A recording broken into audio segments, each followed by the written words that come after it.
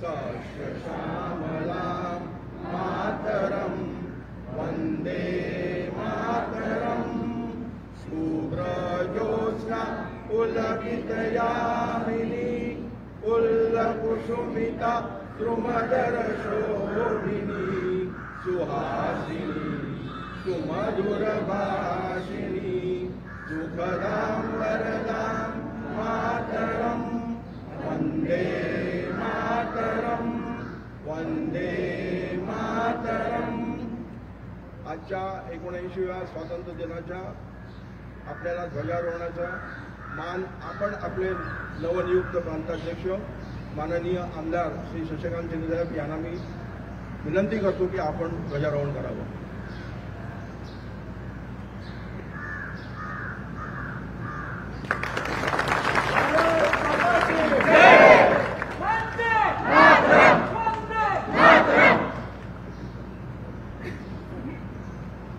Parade सलामी दो।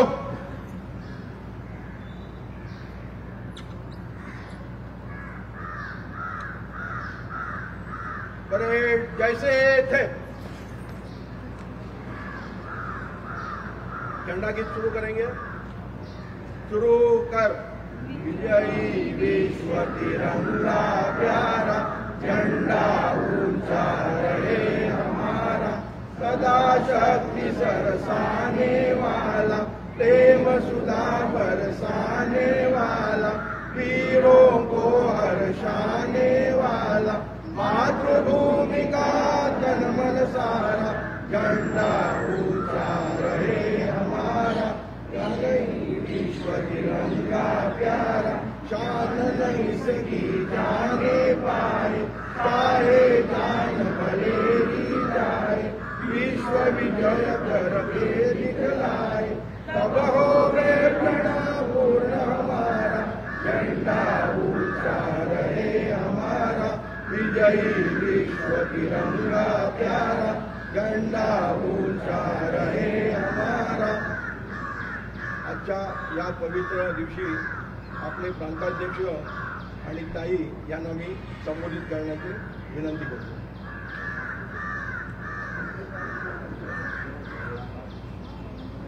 नमस्कार। आपल्या सगळ्यांना मनापासून 15 ऑगस्टच्या स्वातंत्र्य दिनाच्या मनापासून शुभेच्छा देते आणि त्याचबरोबर आज आणि उद्या दहीकालाचाही उत्सव आहे त्याच्याही मनापासून शुभेच्छा देते। मी सगळ्या कार्यकर्त्यांना विनंती करते की आज आणि उद्या दोन्ही साजरे करताना सुरक्षितता स्वतःची काळजी घरातल्यांची मुलांची काळजी ही करूनच आपण सण साजरा करावे। पण आता मी बघते की इन्फ्रास्ट्रक्चरमध्ये बदल काही ठिकाणी सुधार झाले असले तरी ॲक्सिडेंट्स सातत्याने सगळीकडे वाढलेले त्यामुळे सगळ्यांनी या सगळे सण साजरे करताना घरी तुमची कोणीतरी वाट बघते हे लक्षात ठेवून जबाबदारीने आपण हे साजरे करतो। आज हा स्वातंत्र्याचा दिवस साजरा करताना महात्मा गांधी आणि त्यांच्याबरोबर असे असंख्य कुटुंब आहेत ज्यांचं खूप मोठं योगदान आहे म्हणून आज आपण मोकळा श्वास घेऊन हा स्वातंत्र्याचा दिवस साजरा करतोय। त्या कोटी कोटी लोकांना ज्यांनी हा एवढा मोठा संघर्ष केला हा लढा दिला त्यांना मी विनम्रपणे त्यांच्यासमोर नतमस्तक होते आदरांजली आणि श्रद्धांजली अर्पण। आपण ह्याच ठिकाणी 26 जानेवारीला भेटलो होतो आणि गेल्या 6 महिन्यामध्ये अनेक गोष्टी भारतात आणि देशात झालेल्या आहेत। आपल्यावर एक मोठा दहशतवादी हल्ला झाला त्या हल्ल्यामध्ये 26 कुटुंब आणि त्यातले गड्डे आपण गमावून बसलेलो पण देशाची एकता आणि ऐक्य एकत्र ठेवून जरी आपण विरोधात असलो तरी पहिला देश मग राज्य मग पक्ष आणि मग कुटुंब आणि त्याच्यामुळे राज्यासाठी आणि देशासाठी आपण सगळे एक झालो आणि ऑपरेशन सिंदूरला ताकदीने या देशाच्या सरकारबरोबर उभं राहिलो। राजनीती होती राहील इलेक्शन येतील आणि जातील पण देश टिकला लोकशाही टिकली तरच आपला देश पुढे जाऊ शकेल म्हणून ताकदीने आदरणीय पवारसाहेबांनी निर्णय घेतला की सरकार कुणाचंही असलं तरी हा देशाचा ऐक्याचा आणि हिताचा प्रश्न आहे. हा हल्ला भारतावर झालेला आहे, त्याच्यामुळे आपण ताकदीने सरकारबरोबर उभं राहिलं पाहिजे आणि ऑपरेशन सिंधूरला जो काही निर्णय सरकार घेईल तो आम्हाला मान्य असेल. आणि म्हणून आपण सगळ्यांनी त्याच्यात पुढाकार घेतला आणि तुमच्या सगळ्या कार्यकर्त्यांनी म्हणजे अनेक वेळा पुण्यामध्ये आपण 2च असे बनवलं. मला आठवतंय त्या मुलीचा फोन आला, रश्मी माझी जी सहकारी आहे तिला तुम्ही पहिला फोन केला आणि सांगितलं माझ्या वडिलांची हत्या झाली आहे, काहीतरी मदत करा. आम्हाला कुणाला माहितीही नव्हतं तेवढा मोठा अटॅक झाला. आम्ही सगळे दिल्लीमध्ये मिटिंगमध्ये होतो. रश्मीचा मला फोन आला की मुलगी फोन करते ताई काहीतरी ती मोठ्या वडिलांचा हत्या झाली. काही कळेल ना आम्हाला ही कोणची घटना. ती मुलगी खाली 5ला वगैरे तिने फोन केला असेल. मी माननीय मुख्यमंत्र्यांना जम्मू काश्मीरच्या फोन केला आणि ते म्हणले हो मोठा अटॅक झाला मी कळवतो. नंतर काय झाले सगळ्या देशाला माहिती झालं. खूप म्हणजे आजही त्या जगदाळे कुटुंबाला जर तुम्ही कधी भेटायला गेला तर त्यांची ज्या पत्नी आहे किंवा त्यांची मुलगी आहे ते मला एकच प्रश्न विचारतात, ताई असं वाटतं की डोळे दिसते. आजही तोच दिवस आहे, डोळे बंद केले की तीच बंदूक दिसते, तोच आवाज कानात येतो. आणि माझ्या वडिलांची काय चूक होती त्याच्यात. आम्ही तर सुट्टीला गेलो होतो. आम्ही कुणाचे विरोधक नाही, कुणावर टीका केली नाही, काही केलं नाही. आम्ही टॅक्स भरतो, सुसंस्कृतपणे या देशावर प्रेम करतो आणि राहतो. आम्ही सुट्टी साजरी करायला तिथे गेलो आणि आजही डोळे बंद केले की तोच चेहरा दिसतो, तोच आवाज येतो आणि डोळे उघडतात तेव्हा लक्षात आले नाही.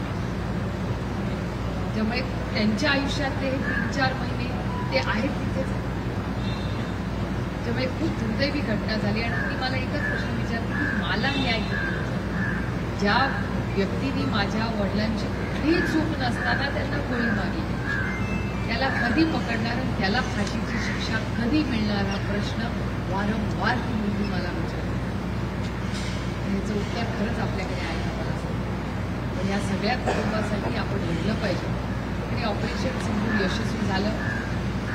सरकार आणि देश एक झाला.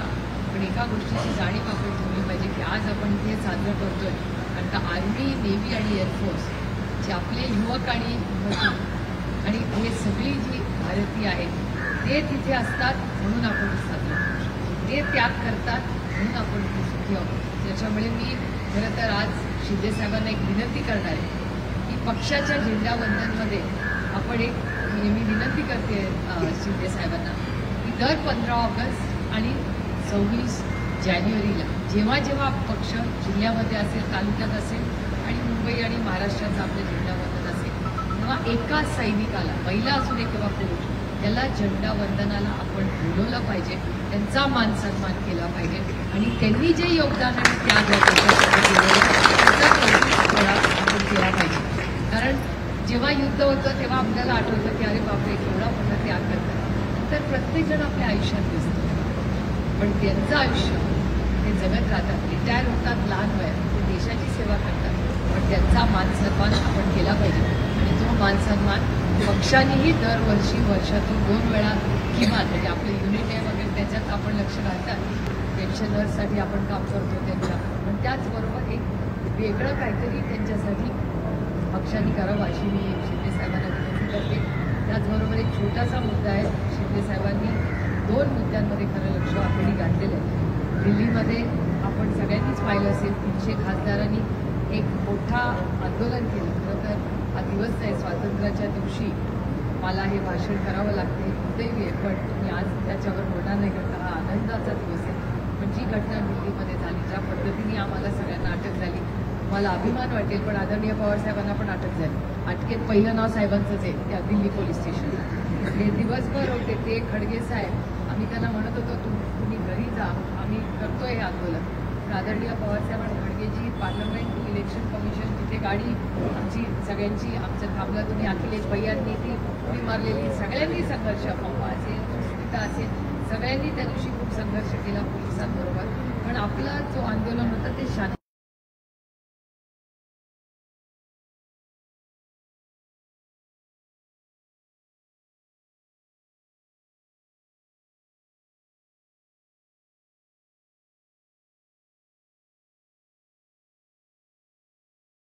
संघर्ष. आमचं म्हणणं आहे की कोणीही केलं असेल, तो माझा मतदारसंघ तुमचा कुणाचाही असो, जे व्हावं ते पारदर्शकपणे व्हावं.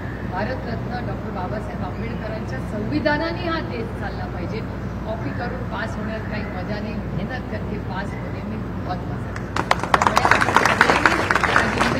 सर बोलतीलच त्याच्यावर की हा सगळी जी प्रक्रिया आहे त्याच्यामध्ये आपण सगळ्यांनी लक्ष घातलं पाहिजे. त्याचबरोबर कालच एक मोठी मीटिंग होती. आदरणीय पवारसाहेब, उद्धवजी आणि काँग्रेसचे सगळे आमचे नेते होते. त्याच्याबद्दल त्या विधेयकाबद्दल शिंदेसाहेब सविस्तर कौतुक करतात. त्यांनी ताकदीने त्याचा विरोध केलेला आहे, पण त्याही विधेयकाबद्दल आपण दोन शब्द जर बोलला तर मला वाटतं सगळ्या आपल्या सहकाऱ्यांना कळेल की खरंच का आपण त्याचा विरोध करतो. आणि सगळ्यात मोठं आव्हान आजचं जे टॅरिफ बॉम्ब, त्या टॅरिफ बॉम्बचीही काळजी आम्हाला आहे. आम्ही सातत्याने केंद्र सरकारला विनंती करतोय की जसं ऑपरेशन सिंदूरमध्ये आपण देश म्हणून एक राहील, मग विरोधी पक्ष राष्ट्रवादी का काँग्रेस का भारतीय जनता पक्ष सेना ह्याच्यात नाही पडलं, सगळे एकत्र मिळून आपण ऑपरेशन सिंदूरला जगाला जसं सांगितलं तसं आजही विरोधी पक्षामध्ये असंख्य असे चांगले लोक आहेत जे या टॅरिफ बॉम्बमध्ये सरकारला मदत करू शकतील. कारण का हा देशाचा इलेक्शनचा विषय नाही, हा अमेरिकेशी चर्चा करायचा विषय. त्यामुळे जसं डॉक्टर थरूरांची खूप मदत झाली, तुम्ही पाहिली असेल. अनेक विरोधी पक्षातले अनेक आम्ही सहकारी या ऑपरेशन सिंदूरला देशासाठी एकत्र आणि आम्ही परदेशात गेलो आणि लोकांना सांगितलं की खरं भारतात काय झाले. तसंच टॅरिफसाठी अमेरिकेशी चर्चा करताना, रशियाची चर्चा करताना केंद्र सरकारने काही विरोधी पक्षात वेगळ्या सहकार्यांची मदत केली टियर 2, टियर 3 डायलॉग्समध्ये. तर टॅरिफसाठी मला विश्वास आहे की देशासाठी आपण एकत्र येऊ. त्याच्यात काय ऑपरेशन सिंधूमध्ये आपण एक झालो होतो देशासाठी.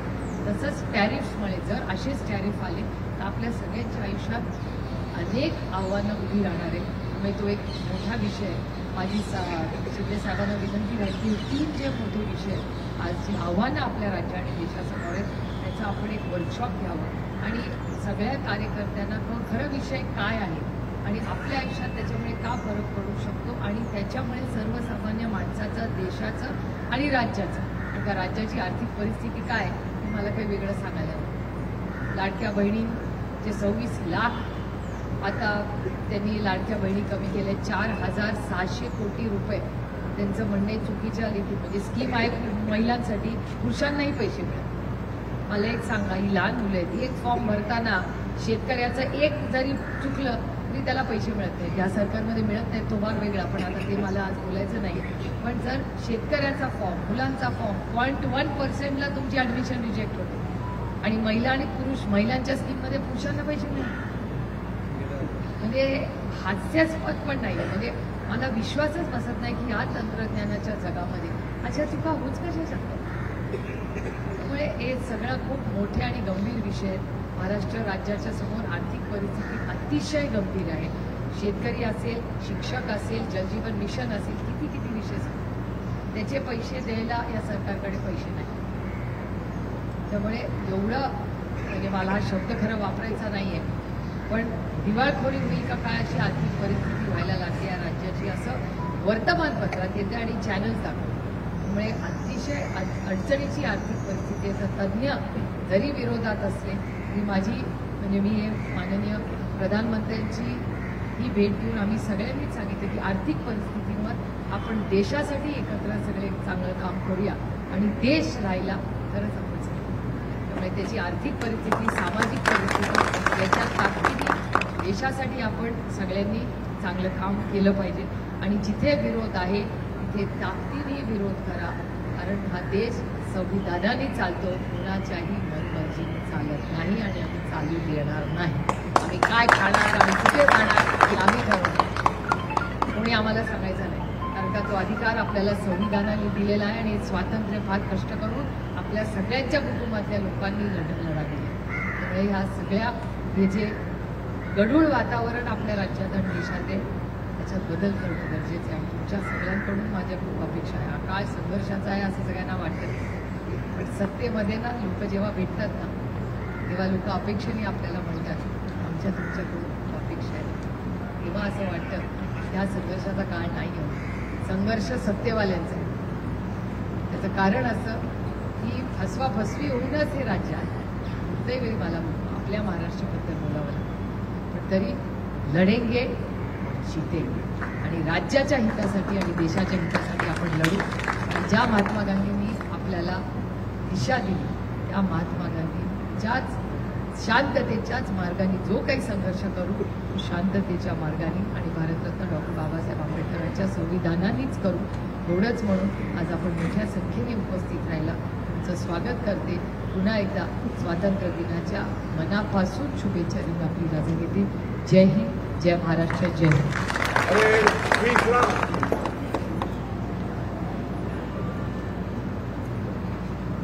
भारतीय स्वातंत्र्य दिनाच्या 15 ऑगस्टच्या सर्व भारतीयांना, भारतीय नागरिकांना आणि आपल्याला सर्वांना मी मनापासून हार्दिक शुभेच्छा देतो. देशाच्या इतिहासामध्ये महात्मा गांधींच्या नेतृत्वाखाली अहिंसेचं एक इतिहास स्वातंत्र्याचा या देशाने घडवला. अनेक लोकांनी, राष्ट्रपुरुषांनी हुतात्मा पत्करलं, हा देश स्वतंत्र झाला. जगाच्या इतिहासावर भारताचं अधिराज्य आहे हे आपण वेळोवेळी पाहिलेलं आहे. सुप्रियाताईंनी सांगितल्याप्रमाणे या देशामध्ये डॉक्टर बाबासाहेब आंबेडकरांनी घटना बनवली. अनेक वर्ष हा देश त्या विचाराने चाललेला आहे. पूर्वी अहिंसेने आंदोलन होऊन स्वातंत्र्य मिळवली जायची, हा इतिहास या देशाने दाखवला. आज जग बदललं आहे, स्पर्धा सुरू झालेल्या आहे. आता या स्पर्धा ताईंनी सांगितल्याप्रमाणे फक्त युद्धापुरत्या मर्यादित राहिल्या नाही. या स्पर्धा आता व्यापार युद्धापर्यंत गेलेल्या आहेत आणि त्यातून आपण आता या ठिकाणी वाटचाल करत आहोत. अनेक लोकांनी हुतात्मा दिले, अनेक धर्माच्या, अनेक जातीच्या लोकांनी या देशाच्या स्वातंत्र्यासाठी आपलं योगदान दिलं. आज परिस्थिती बदललेली आहे. सर्व देशाच्या असलेल्या एकतेचा संदेश आपण आजच्या ह्या स्वातंत्र्य दिनी देत असताना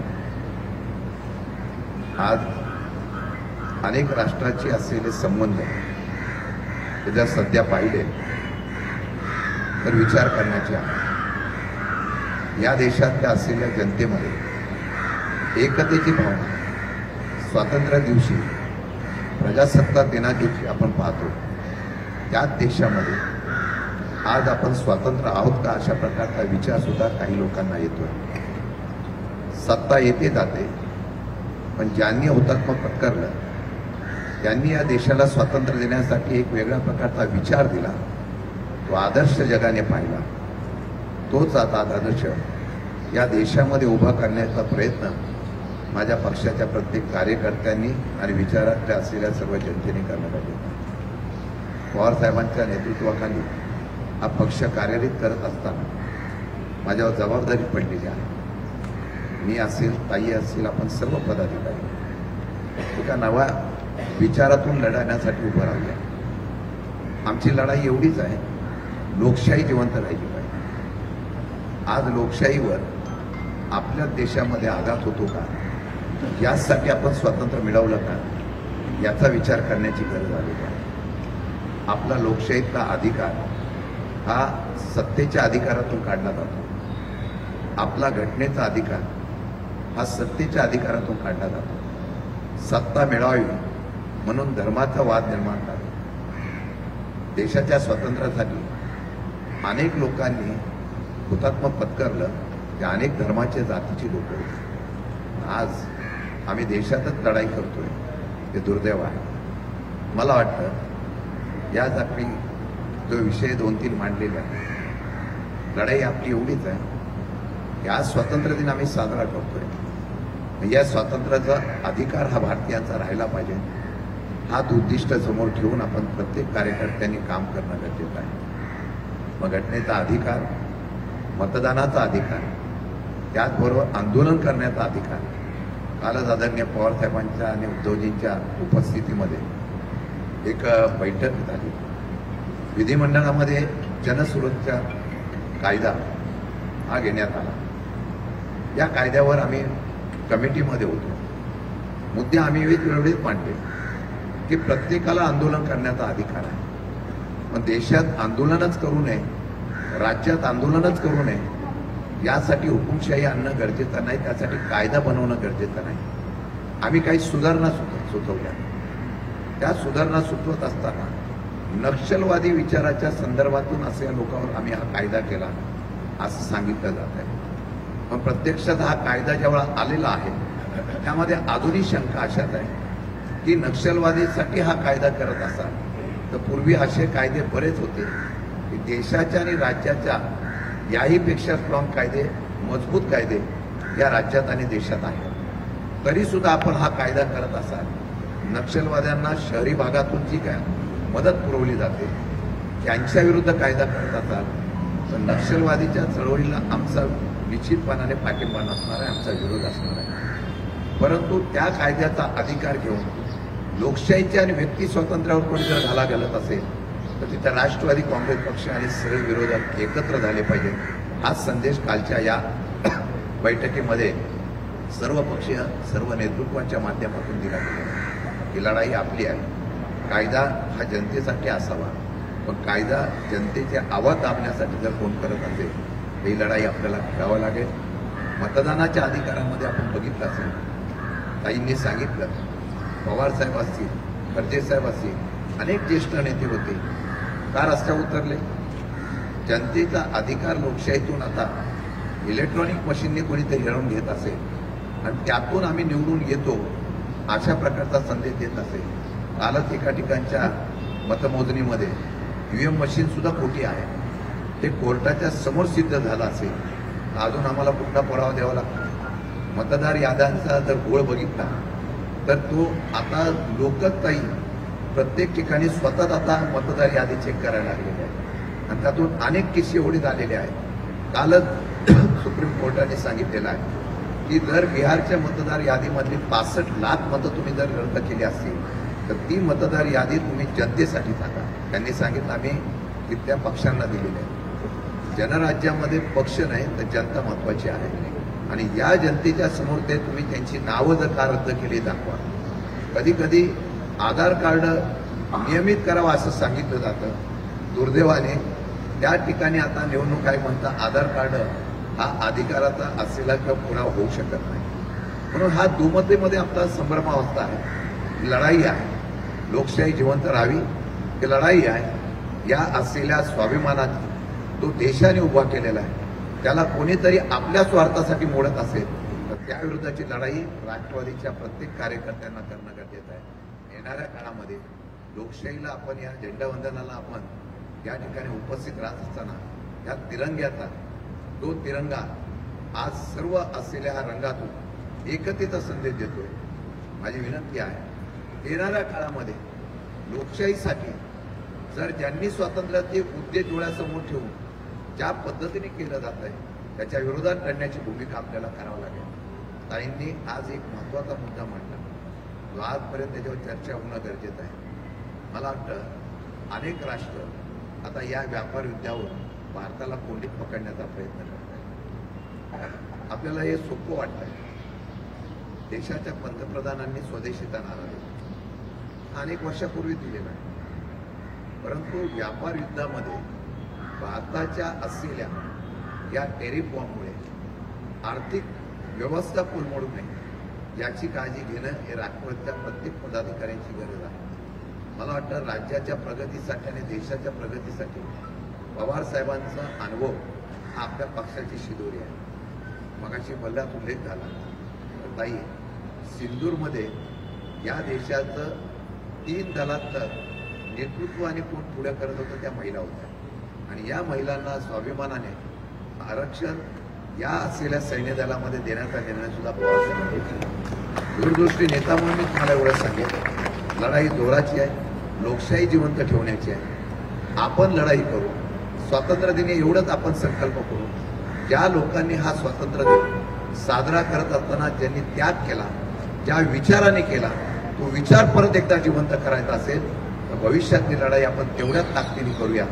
हा संदेश आजच्या या असलेल्या स्वातंत्र्य दिनात देतो. कार्यकर्ता जपून उठला पाहिजे, लोकशाहीच्यासाठी पेटून उठला पाहिजे. हाच राष्ट्रवादीचा कार्यक्रम आजच्या स्वातंत्र्य दिनानंतर लोकशाहीच्या स्वातंत्र्य दिनापुरता आपण मर्यादित न ठेवता एवढ्याच मोठ्या प्रमाणे संविधानाच्या हितासाठी आपण लढूया एवढंच या ठिकाणी व्यक्त करतो. आणि एक दिवस असा यावा की राष्ट्रवादीच्या असलेल्या सैन्याने महाराष्ट्राच्या आणि देशाच्या हितासाठी एक लढाई केली आणि त्याचं परिवर्तन महाराष्ट्रातून करून दाखवण्याचा प्रयत्न केला. हा संदेश आजपासून देऊया. मी आलेल्या सर्वांना मनापासून या ठिकाणी स्वागत आणि आभार व्यक्त करतो. स्वातंत्र्य दिनाच्या परत एकदा शुभेच्छा देऊन थांबतो. जय हिंद, जय महाराष्ट्र. परेड सावधान. राष्ट्रगीत शुरू करेंगे. शुरू कर. जनगणमन अधिनायक जय हे भारत भाग्य विधाता. पंजाब सिंध गुजरात मराठा द्राविड उत्कल वंगा विंध्य हिमाचल यमुना गंगा उच्चल जलधि तरंगा. तव शुभ नामे जागे तव शुभ आशीष मागे गाहे तव जय गाथा. जनगण मंगलदायक जय हे भारत भाग्य विधाता. जय हे जय हे जय हे जय जय जय जय हे.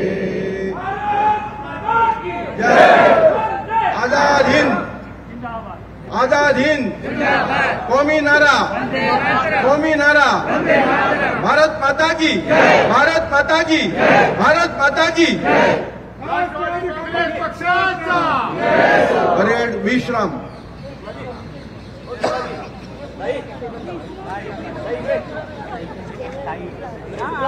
आपण नेहमी करू नेहमी